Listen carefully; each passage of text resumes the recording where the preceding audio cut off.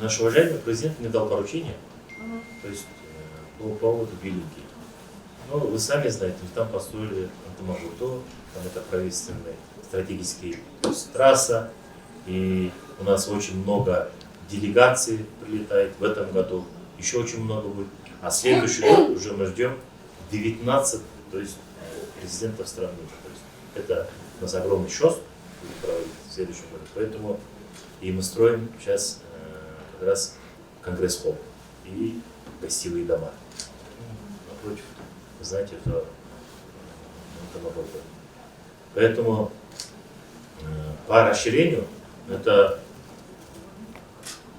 участок на сегодняшний день позволяет, то есть земля, по 4,5 метра, то есть увеличить вот эту трассу. Нужно красиво будет, понимаете? Вот посмотрите другие страны, почему у нас так не должно быть. По поводу граждан, которые имеют свои участки. 11 метров есть красная линия, правильно? 70-х годов, то есть мы живем на сегодняшний день, который генплан, который утвержден в 70-х годах. Но на сегодняшний день есть генпланы, и то есть красная линия. Но и заборы, извините, что 6, 7, 8 метров, переговорили с жителями, они тоже вот, послушали, поняли, они тоже согласны на самом деле. Да?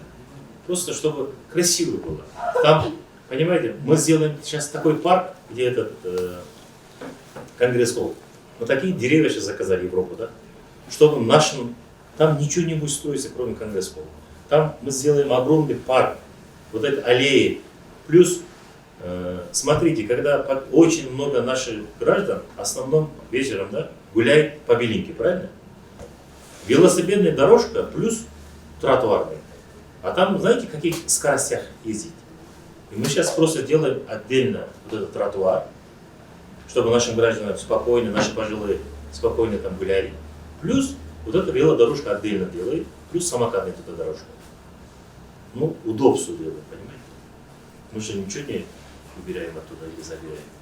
Чтобы наши граждане почувствовали как раз в ночное время, гуляли в этом красивом месте. И мы с вами, дай Бог, в конце мая, максимум это июня, как раз мы с вами будем гулять там.